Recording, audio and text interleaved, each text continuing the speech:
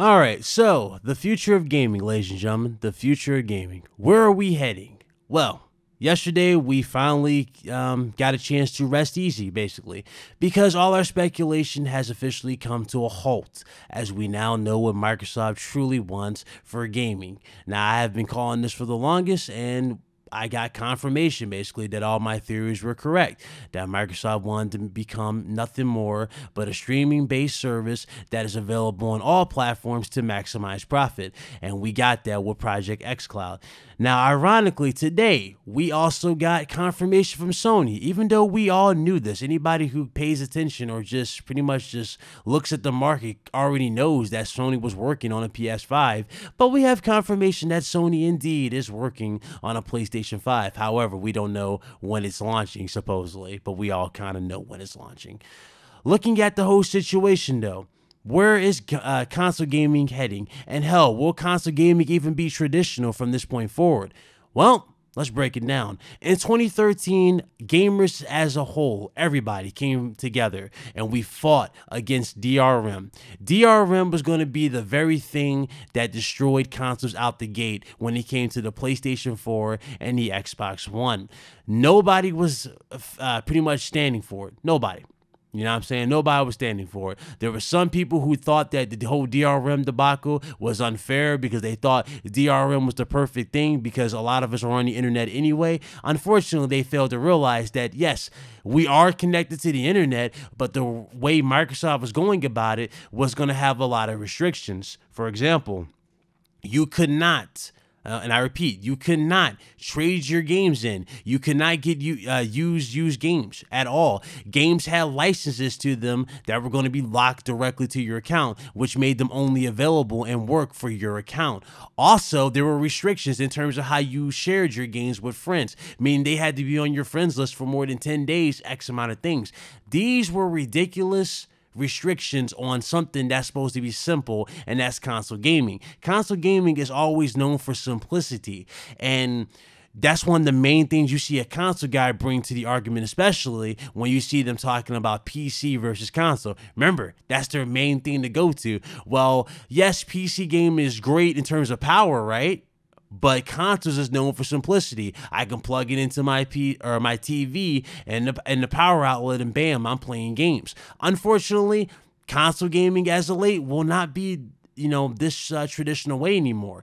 The fact that consoles are pretty much no longer even needed to play games is pretty telling, if you ask me. The fact that consoles in 2018 are going in the direction to where you can literally just stream your games from a service instead of using the very console is ridiculous. That is what's going on. And some people believe that this is the right way we should be going about it. Some people believe that gaming as a whole has evolved to this, and that Microsoft is moving and innovating, when reality is Microsoft is actually ruining gaming at the same time. Now, how are they ruining gaming, right?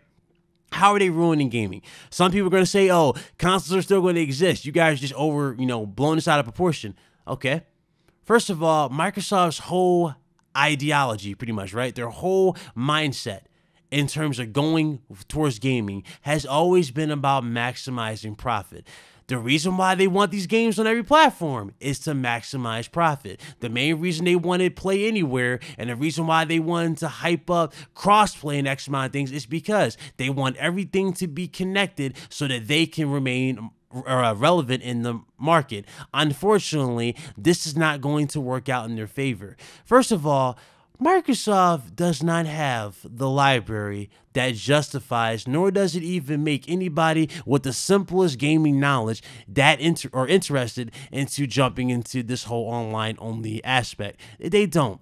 If you think Microsoft does have the library to substitute for this, I'm sorry, but you're kind of dead wrong right now. Microsoft does not have the library. Them just now investing $1 billion into 5 studios is not going to cut it. right now. We need to see something, and sadly, we have not seen that since 2013 from Microsoft. So that right off the bat is not going to work. But as far as this whole service module, right, is this even going to take off, and will it take off? The possibilities are endless. It could take off, and if it does take off, here's what you got to say goodbye to if this does take off. First of all, say goodbye to used games. You will no longer be playing used games at all.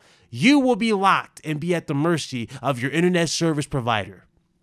You know what I'm saying? You will not have no freedom whatsoever if this takes off. Microsoft is doing everything that they possibly can to get more money out of the Xbox brand. That's what they want. For those of you that think this is going to benefit you, this is not going to benefit you. You're going to need an internet connection just to access your games going forward. That is not benefiting the consumer at all. The fact that your games are going to require an internet connection just to access, whether it be a single player game or not, is ridiculous and pretty telling. Microsoft does not care about what you want anymore, and that is pretty damn evident going further into the future here.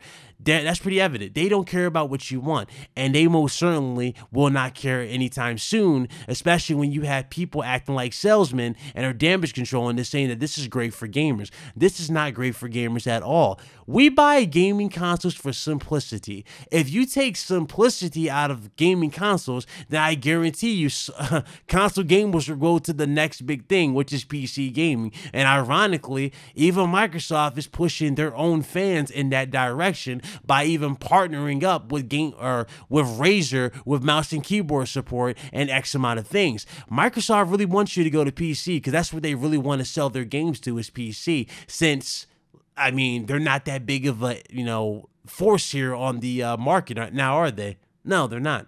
The 360 era is the past. It's not the same thing that's happening here. It's not neck and neck like it was last generation. That's pretty sad. That's pretty telling. Microsoft, man, I don't know what to tell you. I really don't know what to tell you. But as far as these next-gen consoles are concerned, well, pretty soon you're going to be having little flash drives, and you're going to be plugging those into your TV and streaming. That's exactly where gaming is going right now. And Microsoft's going to be the one to thank for this.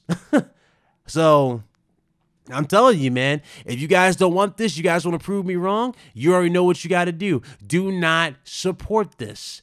Do what you did in 2013 and demand better. But sadly, gamers as of late do not want to demand better. Instead, they want to damage control every single little thing that they see, and they want to blow the small stuff out of proportion and let the small stuff get in the way of the bigger stuff. You notice how more people are caught up in this console war, and more people are focused on this console war, putting out misleading titles and putting out retarded titles to try and trigger people, right? Instead of actually focusing on the main problems with games. Why is it that games as of right now are allowing us to buy resources into the game that pretty much defeat the purpose of you playing the game? The fact that Assassin's Creed Odyssey has microtransactions in here that are basically tied to stuff that you can basically get through normal progression. The fact that Konami, again, charges you for save slots. The fact that Devil May Cry 5 is pretty much charging you for stuff. This is where gaming is heading. It's not heading in a direction that any of you guys should be singing Kumbaya to. No, it's heading in a direction to where gaming as a whole will no longer be simple. It will be a joke. This is where gaming is heading. And for those of you that actually believe that gaming's heading this or is not heading this direction, and you think that people are blowing this out of proportion, and you think people are hating on this because they need to hate on something for Microsoft, no. Microsoft told you that they found the key to making streaming consoles work. Let me repeat that. They said they found the key to make streaming consoles work, and we saw their supposed fix for that. Now, look at this whole streaming thing, right? Look at it. First of all, there's no way they can make this work perfectly. In the fine print of this very service, they tell you that you need a 10 megabit speed for this to work properly. Majority of the people around the world, especially a good chunk of these people, do not have 10 megabits to have in terms of gaming because their internet service provider cheats them out of good internet to begin with. That's how a lot of these internet service providers are. They charge you a lot and give you little. How many times have you guys seen AT&T say some shit like, and those of you who are in Georgia, you know exactly what I'm talking about. When they say that, oh, well, the best we can offer you over Comcast is 17 megabits, but don't worry, our 17 megabits is super fast. You know what I'm saying? How many of these damn service providers say this type of thing? This is why I do not believe in this. Streaming games is not going to be the norm. It can't be the norm. If it is the norm, then I'm telling you, gaming consoles will cease to exist and it will be strictly nothing more but PC. More and more people will be on PC, and that is the facts. I promise you. This is not the direction that gaming needs to go at all. And for those of you that want to damage control and say that people are being harsh for the sake of being harsh because they knock innovation, look at the situation as is. If you were playing a game right now, right? Let's say you were playing, let's say this is the norm, right? And you're just playing your game, you're streaming it, and oh wait, you forgot to pay your internet bill, and all of a sudden your internet's gone. You can't even access your game at all. You can't access the system. The system is a brick. It's useless. Do you really want that to be the future of consoles? A brick that is useless without internet connection? See, a lot of people are selfish. They think only about themselves. They say, oh, well, my internet service never goes down because I pay my bill. These little kids, right? Because mommy and daddy pays the bill. My internet service doesn't go down. I'm great. I'm great. That's on them. How would you feel if your internet went down? First of all, a lot of these internet services go down to begin with anyway, because that's bullshit statement anyway, because they do maintenance. But back to the point. The fact that a gaming console can go down based off of your internet is ridiculous. It's ridiculous. I lost my train of thought, I know, but still, it's ridiculous. People are just selfish when it comes to gaming. People think only about themselves. They'll say, my internet doesn't go down, your internet goes down, whatever. That's tough for you, right? That's a you problem. Okay. Well, the fact that used games are about to be gone, the fact that gaming as a whole is about to change for the worse is most certainly a you problem, but it's for everybody. It's not just for you, it's for everybody. So I hope you're ready for that future. If this is the route you guys want to go, if you guys want to be selfish towards one another and fight over minuscule differences in games, then expect this to be the norm. Because I tell you guys, man, you guys got your priorities on the wrong direction. A lot of you guys want to argue about resolutions and small details and worlds and X amount of things, saying that my version looks better than your version because the grass on this particular version is greener than the one on that version. You guys are painting a very bad picture for gaming, and the fact that they are even getting away with this as we speak, with people actually damage controlling this and saying that this is so innovative and that Microsoft is in the right for this, I'm sorry, but this is not where gaming needs to go. But hey, that's what some people do. Some people are so desperate to grow channels, they're so desperate to get views that they will most certainly lie through their teeth to sell you anything to try and make it seem like gaming is heading anywhere near a good future. And that right there is the basic truth, ladies and gentlemen. This is not where console gaming should go, and if it does go this route, then console gaming will cease to exist. And I'm sorry, but that is the truth. I'm Ryan the Professional. If you guys liked the video, you already know what to do. Subscribe, all that jazz. If you like the channel, I do appreciate all the new subs. Welcome.